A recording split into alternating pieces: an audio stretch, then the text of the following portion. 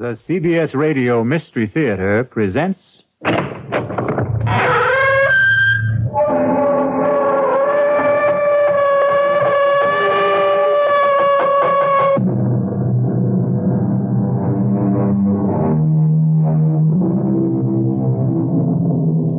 Come in. Welcome. I am E.G. Marshall. Welcome to the sound of suspense.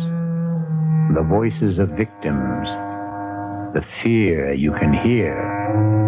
For the next 52 minutes, we're going to take you into the world of mystery and murder, but mostly into the world of terrifying imagination.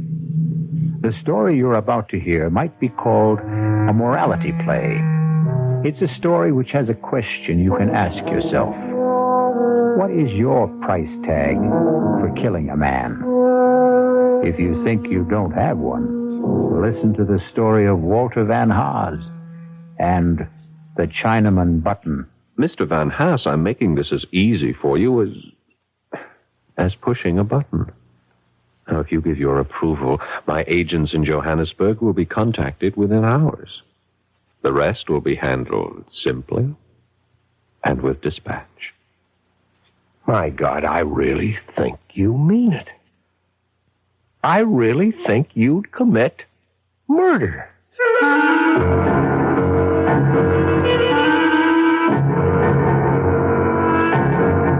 Our mystery drama, The Chinaman Button, was written especially for the Radio Mystery Theater by Henry Slessor and stars Paul Hecht. It is sponsored in part by the Kellogg Company, makers of Kellogg's Special K cereal. I'll be back shortly with Act One.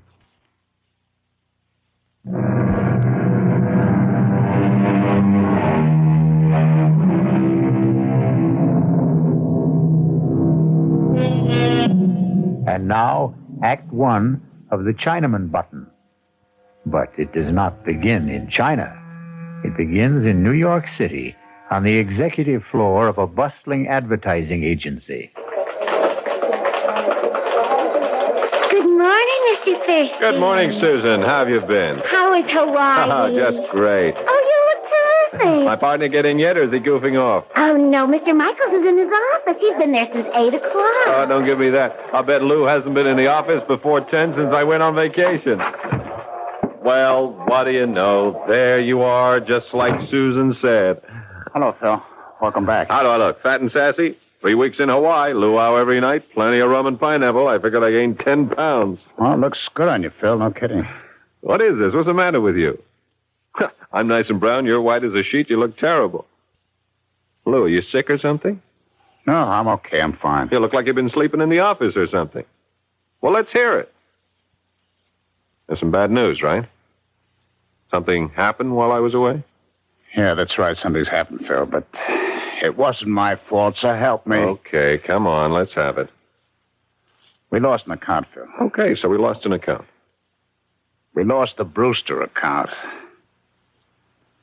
You want to tell me that again? I know it's real bad news, but I don't know how else to tell you. Brewster's definitely out. You want to tell me what you did wrong, Lou? Well, nothing, Phil. I swear it. It'll come out sooner or later. Phil, I had nothing to do with it.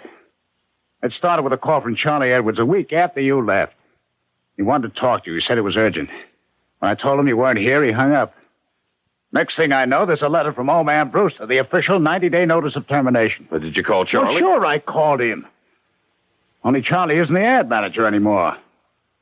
Charlie's got a new job. He was kicked upstairs. He's in customer relations, out of advertising completely. There's a new guy in charge. Lou, you know what you're telling me. You are telling me that our gross profit has been cut in half. You think I don't know that? You better sit down.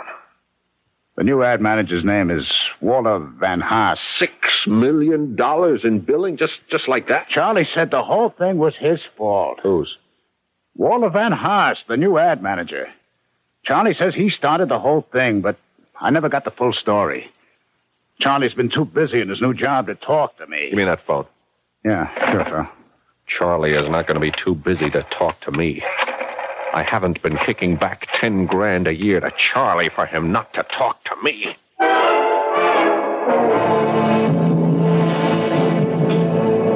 You want to know who Walter Van Haas is?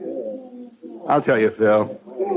He's a Boy Scout, and he won his merit badge for backstabbing. So, Walter Van Haas is a backstabber. How did he get close enough to do the job?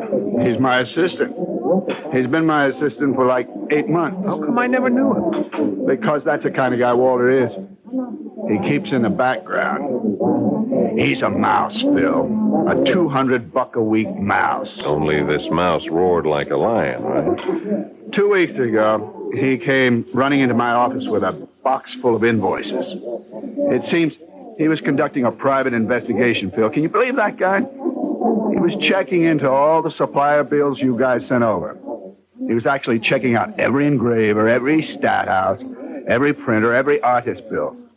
Phil, he found overcharges like 50, 60, even 100%. You were his boss, Charlie. Why didn't you tell him what to do with his invoices? He thought I'd be shocked. He wanted us both to go to Old Man Brewster and expose your agency. That's when I did the only sensible thing. And what was that? I offered him part of my take, a third of it. Phil, he practically turned blue when I offered him that money.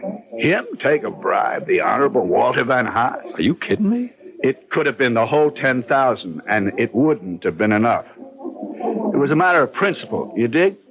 No, I don't. He didn't tell Brewster about my offer.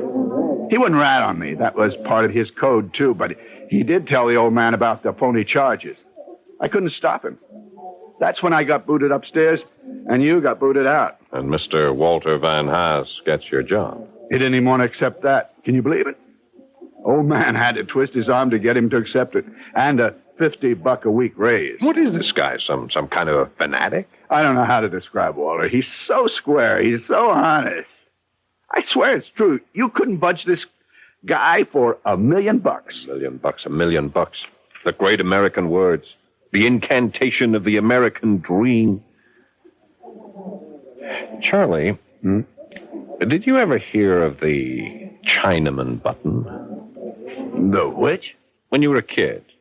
Didn't anybody ever ask you about it? It's kind of a puzzle. I guess you could call it a moral dilemma. No, I never heard of it. What's a Chinaman button? It goes like this. Now, suppose you were told that by simply pressing a button, you could kill the Chinaman, thousands of miles away. A Chinaman whose fate meant nothing to you, no more than the fate of a fly on a table. And yet, by pushing this button, by sending just one anonymous Oriental to his death, you would receive $1 million. Tax-free. What would you do, Charlie? I don't know. Press the button, I guess. Sure, that's right. You'd press the button. I'd press the button. Even Walter Van What's-His-Face would press the button. No, not him. Not that guy. Oh, yeah, sure he would, Charlie. No, I really don't think so, Phil. Walter would think about it and begin wondering if that Chinaman might not have a wife and kids. Walter does. He's got 5 kids, as a matter of fact. You're wrong, Charlie. Everybody's the same when it comes to money. It's the great leveler. No, I really mean it. Walter wouldn't push that button for $10 million. That's the kind of guy he is. And that's why you don't have the Brewster account anymore. He'd push that button just like anybody else. Okay. What's the difference? There isn't any Chinaman button. So what's the difference? That's right. There isn't any Chinaman button. Or is there?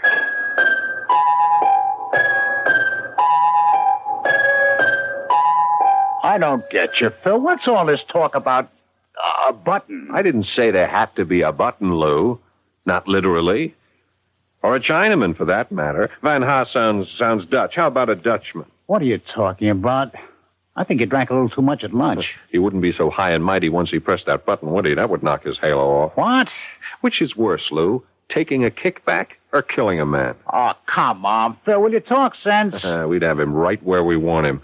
We could call the shots then, Lou. We can get Charlie his job back. We might even get our account back. Oh, for Pete's sake, Phil, will you tell me what you're talking about? Better. I'll show you what I mean. Only first, I gotta compose a letter. A letter to who? Don't rush me. This has got to be done right. We're going to have to print up a special letterhead, something that really looks authentic. Somebody in the art department can do that. For what for? Here, let me use that portable of yours. I'll have to find one of those services that post letters from overseas. Dear Mr. Van Haas, you're writing this guy? Yep. Well, what are you going to say to him? I am going to offer him the American dream, Lou.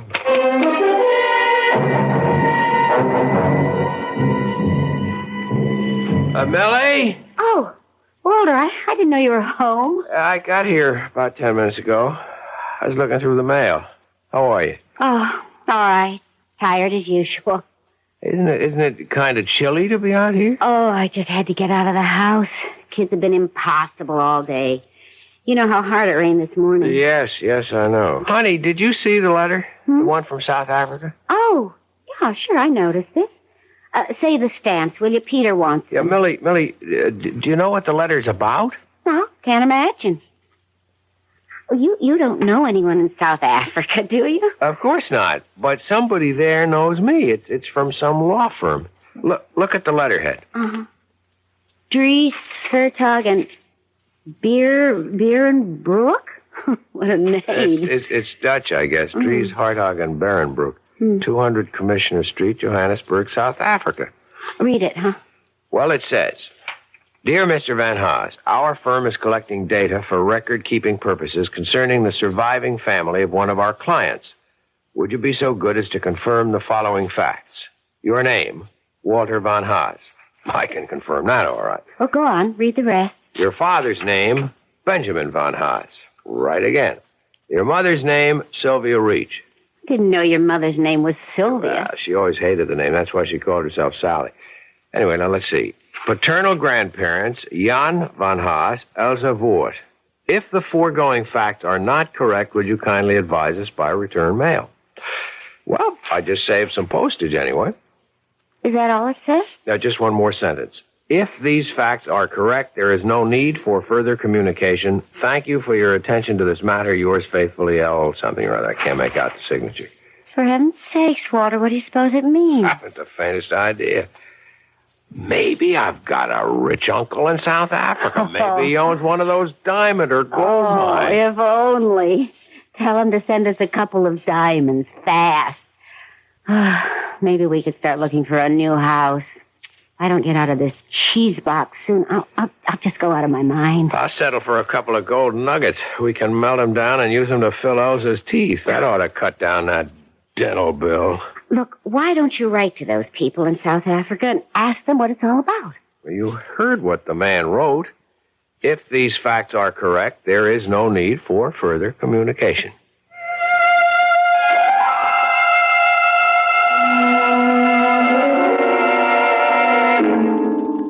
Thank you for your attention to this matter. Faithfully yours, Scribble. How does that sound, Lou? Sounds like the real thing, Phil. Look at that letterhead. Is that perfect or is that perfect? Harry Trenner in the art department did it. Use the transfer type you just rub on the paper. You can't tell it from the real thing. Well, where'd you get the names from? Van Haas's family? I got them from Charlie Edwards, right out of the files at the Brewster Company. You really got it mailed from South Africa? Yeah, straight from Johannesburg. Airmail special delivery. Should have arrived by now.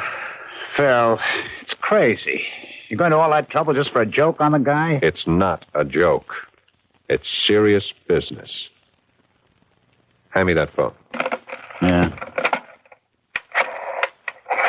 What are you doing now? Hello, Brewster Company? Mr. Van Haas, please. My name is Thompson. Just tell Mr. Van Haas that I wish to speak to him in connection with South Africa. I'm sure he'll understand.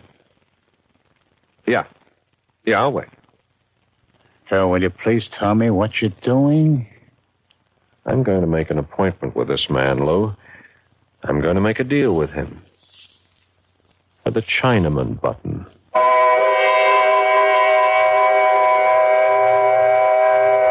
Phil Thurston seems to have invented his own Chinaman button. But will his improved model work? It all depends on Mr. Walter Van Haas. We'll return shortly with Act Two.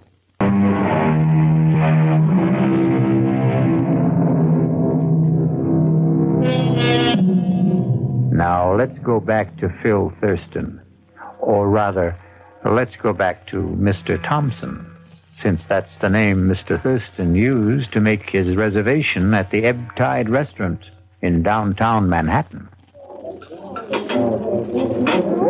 Nice of you to come all the way downtown to meet me for lunch, Mr. Van Haas. That's okay. I'm sorry I don't have a permanent office, so a place like this is convenient for me. You still haven't told me what business you're in, Mr. Thompson. I would have come to your home for this meeting, but I didn't want to disturb your wife and children. You do have children, don't you? I sure do. 5 of them. How old are they? Stepladder. 2, 4, 6, 8, 10. That's a lot of mouths to feed. Yep, and teeth to fill. Yes, I don't doubt it. Did you say that you were with that law firm in Johannesburg, Dries Hartog, and... Sorry, I can't remember the last name. I'm not sure I could pronounce it if I did. Your family is Dutch, isn't it? Yeah, my grandparents were Hollanders, but the rest of us are strictly Yanks. Well, the answer is no. I don't come from the attorneys in Johannesburg, but I wanted to talk to you about their letter. Frankly, we couldn't figure it out, Millie and I. That's my wife. I don't remember having any relatives in South Africa, and neither does my father. Oh, your dad's alive, then? Yes, he lives in Allentown.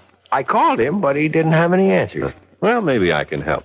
You see, there is a relative, but a very distant one of those cousins 4 and 5 times removed. What's his name? Oh, it wouldn't mean anything to you if I told you. Yeah, but you do know his name. It is my business to know such things. Well, that brings us back to the original question, doesn't it?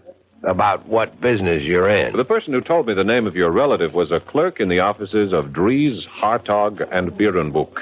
He works for them, but you might say that he's on my payroll, too. I don't think I understand. He's the one who informed me about the letter that was being sent to you and why it was being sent. Is there any reason why you can't tell me my cousin's name? I'd rather not. I think you'll understand why later.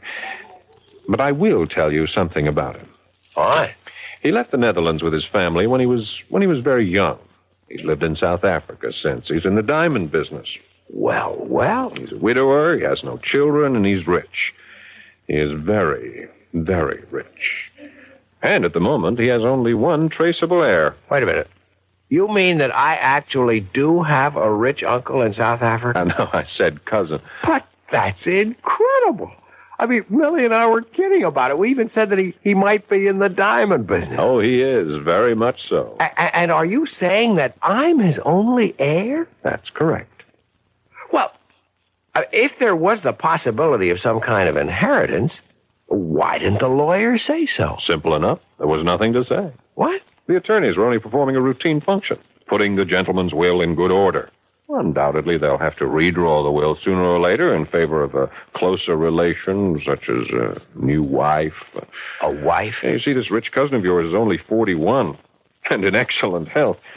How old are you, Mr. Van Haas? 43. So that's all there was to it, just a routine inquiry. At the moment. That's all there is to it. Well, I'm not surprised. I never did believe you get something for nothing in this world. I said at the moment. What do you mean? Mr. Van Haas, you don't know this man in South Africa. You don't know the first thing about him. In fact, he means nothing at all to you. I guess so. The only way he could mean something to you is by dying, isn't that right? Well, that's a rough way of putting it, but if you mean that he won't benefit me until his death, I guess that's obvious. Now, what if I told you that this man will be dead in 2 or 3 days, and that his entire estate will be yours? I thought you said he was healthy. Well, I'm just asking how you would feel. Sorry for the guy, I suppose. Sorry about a man you don't know. Well, he's a human being. I see. Mr. Van Haas, did you read the newspaper this morning? Yes, I did. You looked at the obituary page? Yeah, briefly. Did you feel sorry for all the people whose death was reported? Did you feel any real sorrow for them? No, I can't say I felt sorrow. Because they were all strangers, weren't they? All right, Mr. Thompson, I'm a human being, too, and I guess if I got a letter from Dries, Hartog, and whatever telling me that I was rich, I wouldn't go into mourning. I'd probably go out and celebrate. If you saw my kids' dental bills, you'd understand. But I do understand. Believe me, I understand very well. That's why I wanted to see you, to suggest arranging that happy event without the slightest trouble on your part, without any obligation until you're completely satisfied. What the devil does that mean? All you have to do is say yes. Just that one word, and your dream will come true. Yes to what? In a short time, you'll receive another letter from Johannesburg informing you of the sad news that your cousin, Mr. Well, I still won't reveal his name. Let him remain anonymous. That'll make your decision a great deal easier, I'm sure. What decision? The decision to inherit his estate. Now, hold it just a minute. Are you talking about... Please, keep your voice down. Mr. Van Haas, I'm making this as easy for you as pushing a button. If you give your approval, my agents in Johannesburg will be contacted within hours. The rest will be handled simply and with dispatch. All you'll have to do is wait for official notification of your inheritance. When the money arrives, of course, I'll expect payment in the amount of 50% of the total. By our calculations, I'd say that total should be just about $1 million US. Good Lord, I really think that... I think you mean it. I think you really do. I know you have scruples, Mr. Van Haas, but I also think you have common sense. Listen, Mr. Thompson, if that's your name... Yes, of course, you're quite right. It isn't. But it's the name you'll use to get in touch with me. I'm not getting in touch with you because I can give you your answer right now. It is no. Oh, don't be so hasty. I never heard such a filthy proposition in my entire life. Look, if the percentage is the problem, we can discuss it. Our organization has been known to be flexible about such Money things. has nothing to do with it. We could base our agreement on a sliding scale. That is, we would take 50% of any inherited amount up to and including $1 million. Anything after that, our percentage would be 40%. Does that sound more attractive? You talk about it like it was some kind of a simple business deal. But it is. Especially simple for you. A very clean, very uncomplicated deal. You do nothing at all, Mr. Van Haas. Can I make you understand that? You won't be connected to your cousin's death in any way. In fact, our agents are so expert at what they do, it's almost certainly going to be called an accident. Believe me, we've never had the slightest bit of trouble in the past. You heard my answer, Mr. Thompson. Now, if you'll excuse me... You haven't had your lunch yet. My appetite is gone. Van Haas. What? I'm sorry. Perhaps I put the whole thing to you too bluntly. I shouldn't have expected a man like yourself to agree immediately. Or ever. All right. Maybe you'll never agree. But at least give yourself some time to think it over. I don't need any time. Just 12 hours. 12 hours, that's all I'm talking about. Now, if you change your mind any time during the next 12 hours, you can reach me at the Florentine Hotel on 51st Street. Hey, did you get that name? I don't need to remember it, Mr. Thompson. I'd like to forget your name, too, and this whole conversation. I'll be at the Florentine Hotel between 8 o'clock and midnight tonight. Don't call me after 12. My sleeping habits, you understand? I don't see how you can sleep at all, Mr. Thompson. You'd be amazed at how well rich men sleep. Well, you can go to bed early tonight. Don't wait up for my call because there won't be one. Goodbye. So long, Walter. I'll be hearing from you.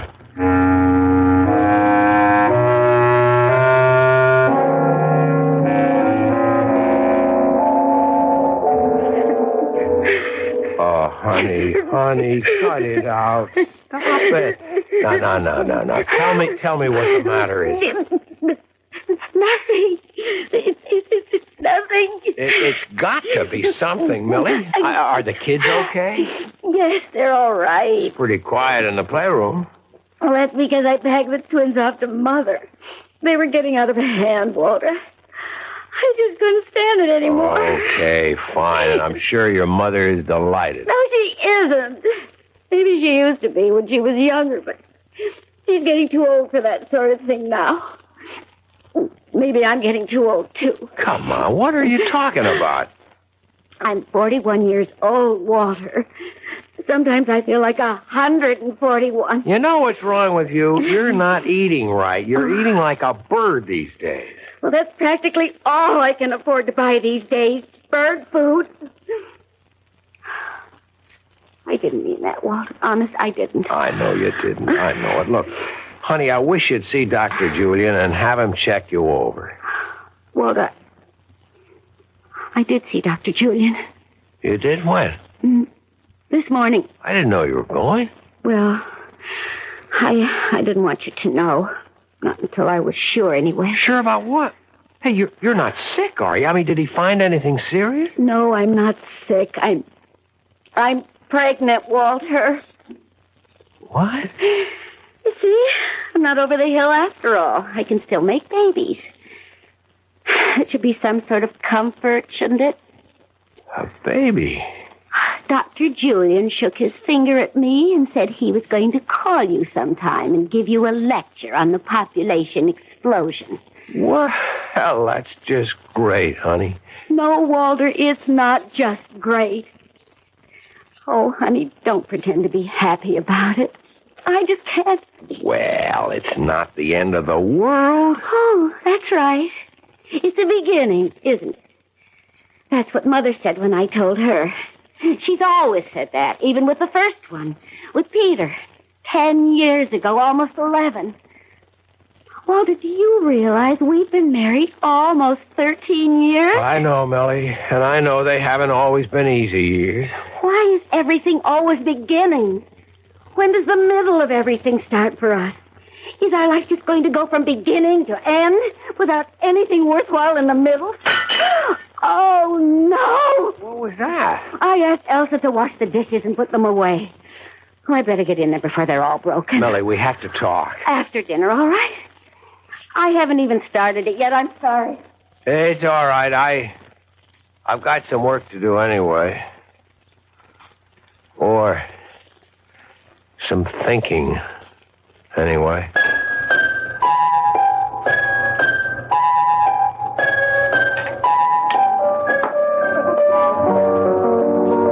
That's right, Charlie. I'm staying downtown tonight. Ah, you got something going for you, Phil? You might say that. Oh, you bachelors really have a good life. Where does she live? Pat around here? Actually, I took a hotel room for a couple of days at the Florentine. She wouldn't have a friend, would she? Well, I could call Louise and tell her I have to work tonight. Now, forget it. She'll never buy that. My wife's got a built-in lie detector. Don't eat your heart out, Charlie. This is strictly a business proposition. Yeah, I know your business propositions, Phil. Monkey business. You're trying to get a new client for the agency, right? Something like that. How do you think it looks? Will you get the deal? Charlie, I'm almost dead sure of it.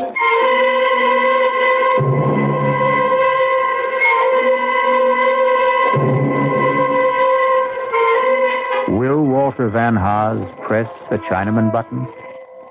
Would you press it? To make $1 million? Before you answer, wait until we return with Act 3. This is WBBM Radio, Chicago.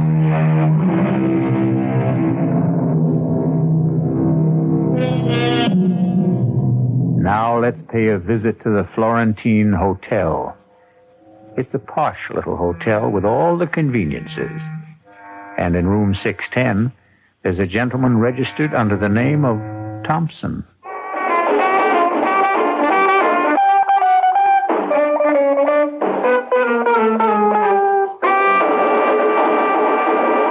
That was a request for the gang of the Williamsburg warehouse. And now here's the time and weather check. It's exactly 40 minutes past the hour.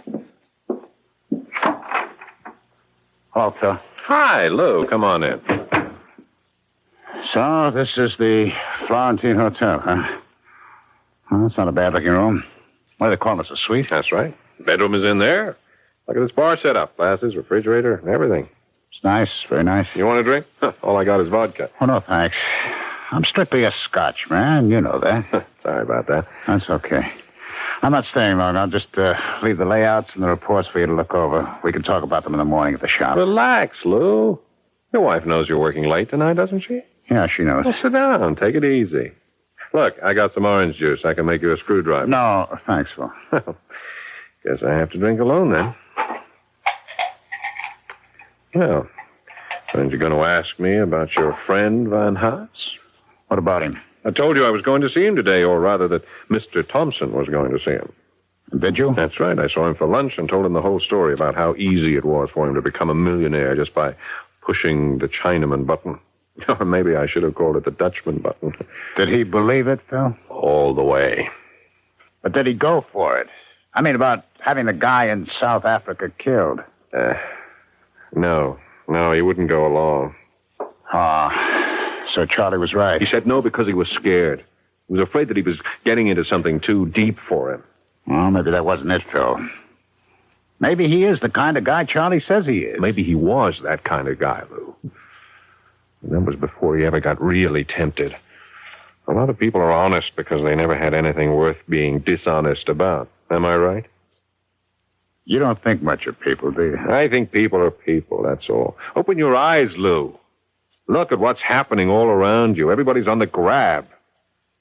You don't know that by now. You've been living in a cave all your life. All right. I don't want to argue with you. Everybody's corruptible, Lou. Everybody. High and low. Yeah, it sure looks like it these days. These days, old days, any days. We're just hearing more about it now. That's the only difference. But there are limits, Phil. I mean, like what you offered Van Haas. Well, let's face it, you were talking about murder. Maybe that's the word that came to his mind, too. But when he thinks it over, he'll give it a different name. He'll come to the conclusion that all I was talking about was pushing a button. You mean you still think he'll say yes? I told him to call me here. That's why I took this suite at the hotel under the name of Thompson. So that's what it was. And I figured, I don't know, that you had some chick you didn't want to know your right name. I told Van Haas to call me here any time before midnight, in case he changed his mind. Before midnight? It's almost 11 o'clock now. That's right. Well, why did you give him a deadline? Because he needs one. We all need one, or we postpone things forever. Phil, I don't think he'll call. Why not? I think the guy's already made up his mind. Oh, no, he hasn't. He's watching the clock right now, just as we are. He's watching those hands move towards 12, thinking about how simple it would be to pick up the phone and call. You see, that's the beauty part of the whole thing. The simplicity. You remember that old camera slogan? You press the button, we do the rest. No, I don't think you're right. I don't think he'll do it. I can see him right this minute, Lou. Maybe he's in bed, looking up at the ceiling. Maybe he's locked himself up in the study, and he's telling himself all the reasons why he shouldn't say yes. Then he wonders if he's really fair to make the decision all by himself. I mean, there's his wife, too. He remembers all the little deprivations, all the promises he made to her when they were younger, those trips to Europe, the mink coat. And then there are the kids, of course. 5 kids, Lou. Think what that money would mean to them. He's really moved by the thought of the kids. You know, maybe I'll have a drink after all. He's not thinking of himself, of course. No, he doesn't count. The things he would like to do, the places he wants to see, or that car he wants to own. You ever know a man who didn't want some car he couldn't afford? Yeah.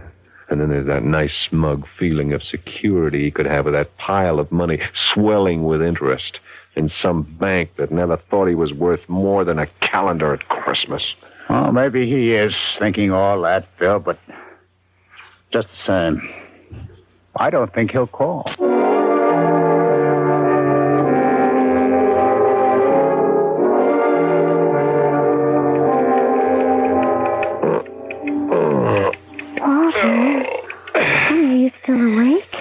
Yeah.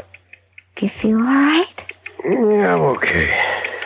You're not still thinking about it, are you? About what? About, the baby. Oh, no. No, Millie, I wasn't thinking about the baby.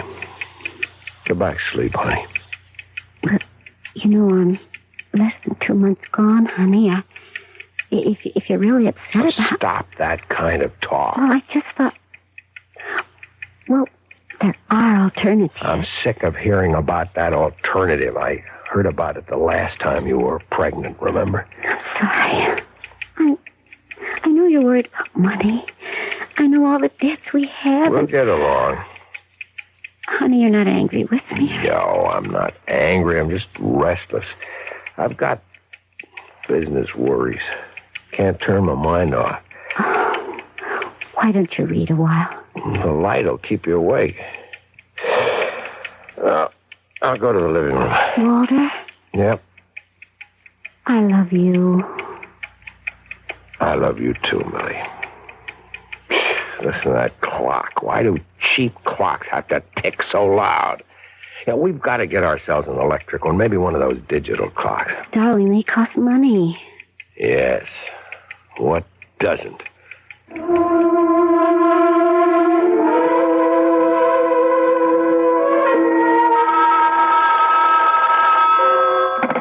Hello? Oh, yeah, I ordered the scotch. Oh, you can, huh? All right, thanks. Sorry, Lou. Room service can't deliver from the bar after 11:30. That's okay, Phil. I don't really want to drink anyway. I'm almost out of liquor myself. You're almost out of time, too. 11:45. See, I just can't believe it. I can't believe that guy could be that stupid. Is that what you call it? Of course. I mean, who wouldn't jump at a chance like this? Oh, I'm making it so easy for him, so painless. Easier than scratching along on a paycheck shot through with deductions. Easier than bowing and scraping every day of your life to people whose guts he hates. You know old man Brewster. Can you imagine having to be nice to that guy every day? We did it. Yes. That's why I know. Oh, Phil. I think you're taking this joke much too much to heart. You're letting it mean too much to you. There's still time left for him to call. But he won't. And he's probably getting panicky right now. What about you, Phil? He sees the whole thing slipping away from him. He's telling himself how dumb he is. He's telling himself that the Chinaman doesn't mean a thing to Dutchman. him. He's telling himself that he's got a bigger duty, a greater responsibility to his wife, to his kids, even to himself. When you forget it, it's over. No concern of his what happened 7,000 miles away. He doesn't have to dirty his hands. All he has to do is call. You're lost, Phil. Why don't you admit it?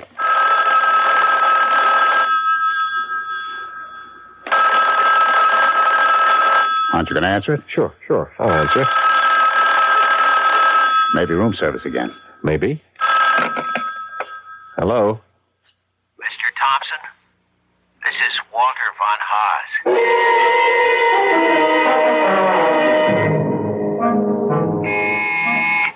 Okay, I'm coming. Who is it? Room service. Ah, breakfast. Come on in, I'm starving. Yes, sir. Are you sure those scrambled eggs are hot? They tasted like rubber yesterday morning. They should be all right, sir. Yeah, well, you tell the chef he'll hear from me if they aren't. Yes, sir. Will you sign right here, sir? Okay. There you are. Thank you. I'll be back later for the table. Half an hour, that's all I need. Yes, sir. Guess my shower's going to have to wait. Oh, now what? Hello. Bill, it's Lou. Oh, hi, what's up? How come you're still at the hotel? I thought you were just going to stay there 1 or 2 days. It's the 3rd day now. I like it here.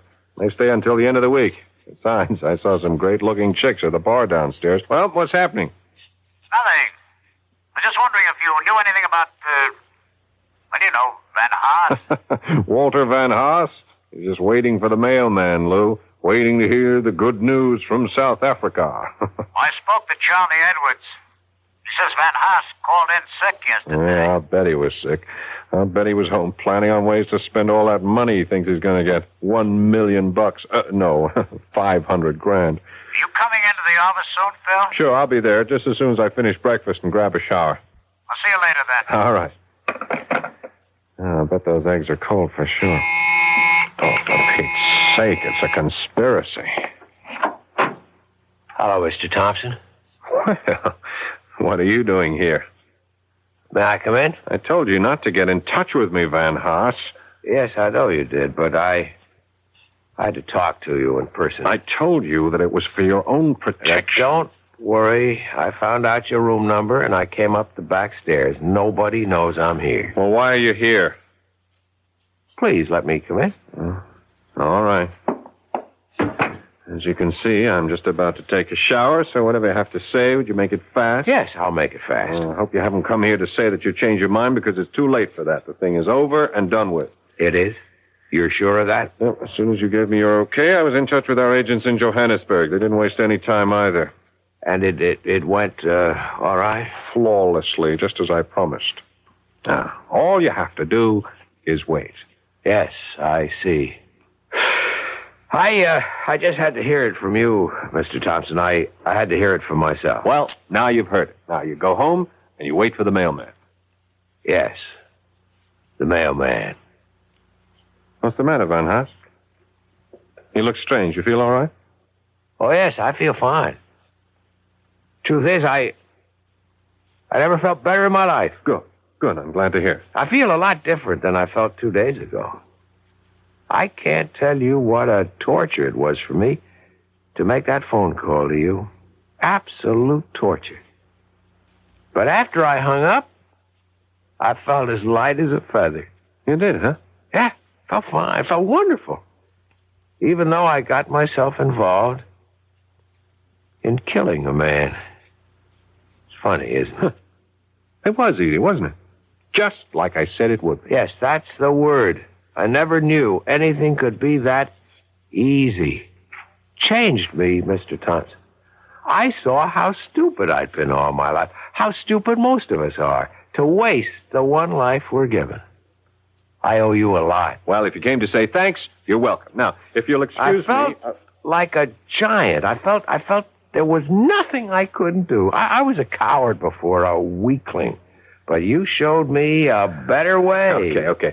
Would you go home now, Mr. Van Haas? I mean, the less we see of each other, the better. Now, when the money arrives, I'll be in touch with you. About my 50%. Yes, your 50%. That's really what I wanted to discuss, Mr. Thompson.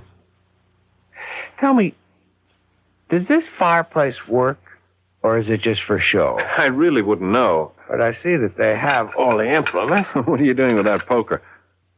Van Haas, are you crazy? Sorry, Mr. Thompson, but 100% is so much better.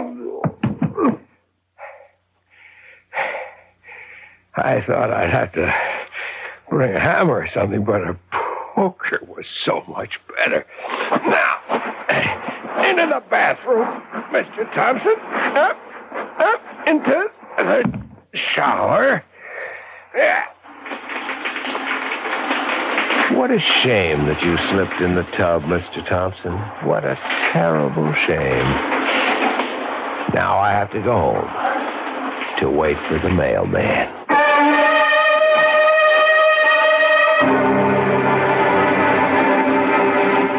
There's an old saying, if you're going to dig a grave for a man, make sure you dig two.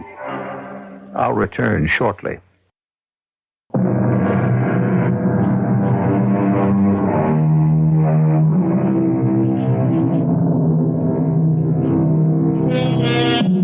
Ready for an instructive statement? It goes like this. The wonderful thing about radio is that it can be enjoyed in complete darkness. And isn't darkness the natural medium for mystery? Our cast included Paul Hecht, Ralph Bell, Mason Adams, Evie Juster, and Will Hare. The entire production was under the direction of Hyman Brown. Now, a preview of our next tale. You know the saying, if you can't lick 'em, join 'em? Come on. I've decided to join you, Jason, to do business your way. I want a certified check for $50,000. When I've finished, I want another 50. And you know me well enough to realize that I'm not going to give you $50,000 just because you asked for it. Not even to save your life? Are you trying to blackmail me, Harry? I'm trying to do you a favor. Your life should be worth at least $100,000. Before I agree, answer one question. Do you know who's going to kill me? I do. Who? Me. Radio Mystery Theater was sponsored in part by Anheuser-Busch Incorporated, brewers of Budweiser. This is E.G. Marshall inviting you to return to our Mystery Theater for another adventure in the macabre. Until next time, pleasant dreams.